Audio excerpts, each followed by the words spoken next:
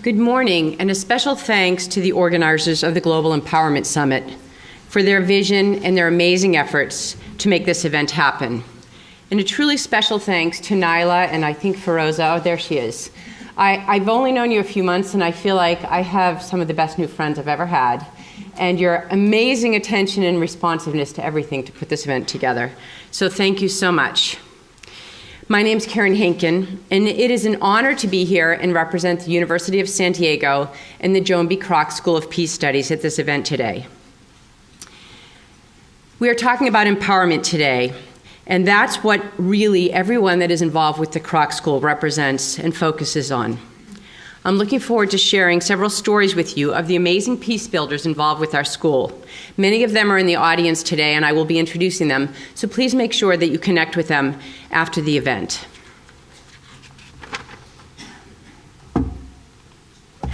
On September 3rd, 2015, this image rocked our world. Suddenly, the refugee crisis that seemed so far away for most of us in Syria became more personal. Overnight, the tragic death of a small innocent boy became relevant to all of us. But this was not the first time that we were shocked this year. Only weeks before, the shootings in a Charleston church had occurred, preceded and followed by multiple school shootings in the U.S., gang violence, and a wave of hundreds of thousands of refugees fleeing their home for safer shores, whether in Syria, Nicaragua, Eritrea, or other countries. We all recognize many of these global leaders. We are in an endless state of war and conflict on the global stage. Government officials and diplomats from around the world have a constant challenge to address key issues and peaceful resolutions. We all know the obstacles they face and the difficulty of their work. At the University of San Diego Kroc School of Peace Studies, we are committed to training a new generation of peace builders. We support the critical need of fostering both peace and justice at home and abroad. I want to share with you some of the wonderful faculty, students, and alumni from our many years of peace-building work. So why do we need a School of Peace Studies? The vision of Joan B. Kroc, who through her philanthropy established our school, was to build a unique school for scholars and practitioners to advance the work of peace and justice. These are the foundations of peace building for our school. I will share with you throughout the stories how these elements are inextricably linked with the work we do every day. And our greatest focus is on giving voices to those often not heard.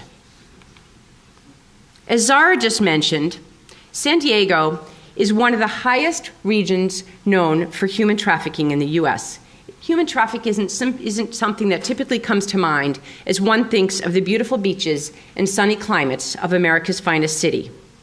Amy Carpenter is an associate professor at the Kroc School and a global leader in working in gang intervention.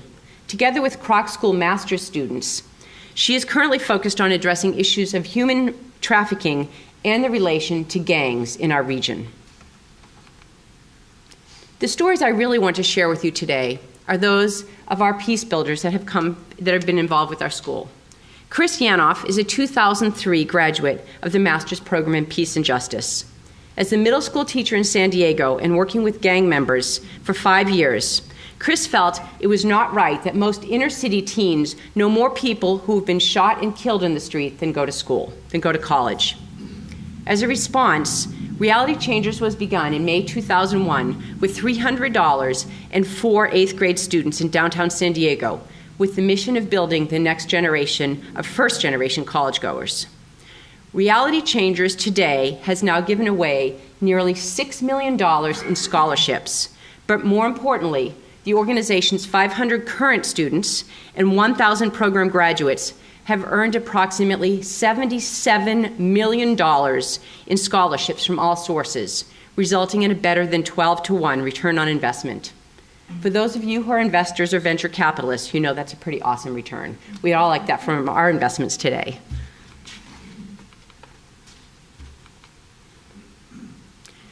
Judge Willie Roosevelt is a native of Liberia and a graduate of the 2011 program in Peace and Justice. His passion and focus is realizing there needs to be a strong and impartial justice system in Liberia. As a judge, he trains magistrates and government officials around Liberia to change the underlying system, which has been overrun by corruption. When asked what he gained from the master's program, he replied, "The program helped me to learn that the rule of law is the foundation of peace and democracy, and the judiciary is its fulcrum." As we sadly know, Liberia is a country of constant conflict, violence, and tragedy. During the 14-year Civil War, Judge Willie worked with Red Cross to help those most in need in Liberia. Since then, he has focused on the judicial system with the belief that without an impartial and fair system, there is no human security. Then, as we sadly know, Ebola struck, and the country was once again destroyed. In a country where people love to hug and connect, they couldn't do that anymore. Juries could not even sit together for fear of contamination. Anyone who had the means left the country of Liberia, resulting in a huge loss of talent and resources. Judge Willie's job is now to help rebuild the country. I'd like you to meet some of our current students. One of them is Vanessa Villa, who's sitting here in the audience. Vanessa, if you'd wave your hand or stand up. I had the joy of having Vanessa last year in the MBA course I teach called Business and Social Innovation at USD. Her incredible level of empathy and her awareness of global affairs added a great richness to our class. Vanessa is a first-generation college graduate. Her parents come from El Salvador and Guatemala. She grew up in inner-city Houston with a very tough and highly diverse student body. Her first job after college was to work in Austin at the Settlement Home for Children, where she worked for traumatized and abused girls. She then went to the Ukraine with the Peace Corps in 2012, where she worked in youth development until she was evacuated in 2014 as the Ukraine crisis erupted. She went back to the Ukraine this summer as a graduate intern with USD to continue her work in youth development. She also uses her bilingual skills in Spanish to do work in Mexico with the Kroc School in conflict resolution. I'd also like to introduce to you Rahana Hashmi. Rahana is a globally respected peace activist and human rights defender. Growing up in rural Pakistan, she saw her father jailed for political activism and since has followed in his footsteps. Her work over the last 25 years has focused on the defense of human rights, particularly those of women in Pakistan. She shared her wisdom and experience as a woman peace builder at USD in 2013. She's now at the Kroc School in the Masters of Arts in Peace Building.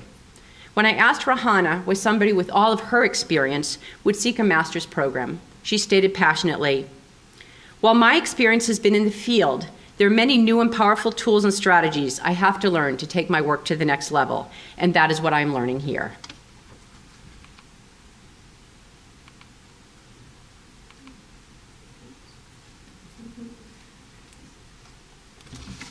I'd like you to meet our 2015 Women Peacemakers.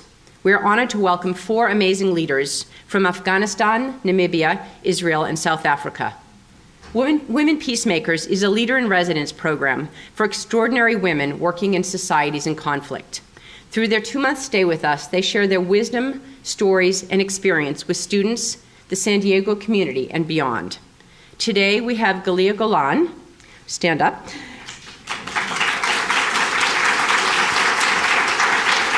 Galia is a leader in Israel, is a professor emerita in international affairs, and a grassroots activist in peace building, and she has some amazing stories to share, so I highly encourage you to meet with her afterwards as well.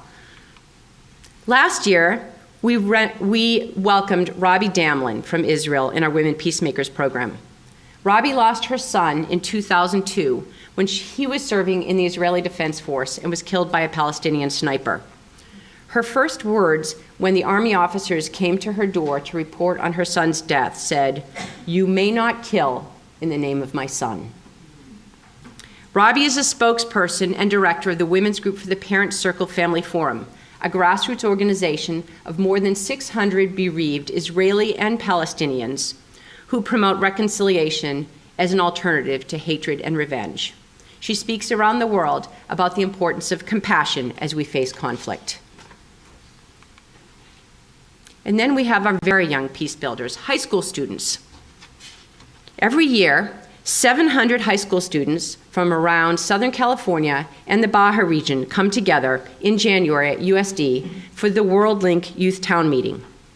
This is a student-led and designed conference where they meet with representatives from public and private organizations looking at critical issues of human rights, social impact, and awareness of international issues. Besides the conference, it's a year-long program which involves the students in many ways. Two of the amazing students of our program are Erica Zepera and Yolanda Robles. They are with the CETIS program in Tijuana, which is a high school that has partnered with WorldLink for many years. Yolanda first attended WorldLink as a student in 2006. In that first year, she heard a presenter talk about her ordeal as a victim of human trafficking and was inspired to be involved with WorldLink. She is now a high school teacher at CETIS, and she teaches students to design and lead community action projects. Erica Zepera is a senior and a student in Yolanda's class and has been with WorldLink for 4 years. She is now an intern with WorldLink in San Diego, and because of how challenging it is for her to come across the border, she takes a bus from Tijuana to the border, walks across, and takes a trolley to USD twice a week. This is an article that Erica wrote for the WorldLink newspaper. This is what we're doing in terms of changing the mindset of young people in what they're experiencing on inclusion and empathy. Our Transborder Institute focuses on work in Mexico, where young peace builders can share what they have learned working with Mexican communities, often ravaged by drug wars, and training them in new forms of social justice. We had a seminar and we expected 50 people to show up to learn about humanitarianism, rights of women, and inclusive education, and 140 local residents showed up.